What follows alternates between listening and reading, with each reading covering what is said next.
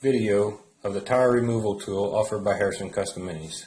A couple of quick tips before we start. Safety is always top priority when doing custom work, and this tool will cause a blister on your palm if used incorrectly.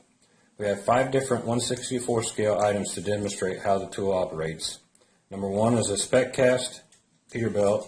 Number 2 is a DG Volvo. Number 3 is a DCP Freightliner cab over.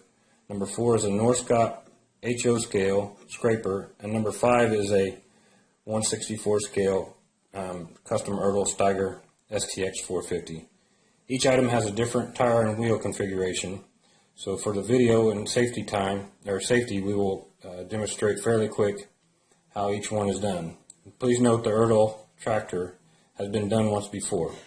As mentioned, the tool will cause a blood blister if not held correctly, so when applying pressure to remove the wheels, keep your palm away from the center of the handles. I will demonstrate each one real quick.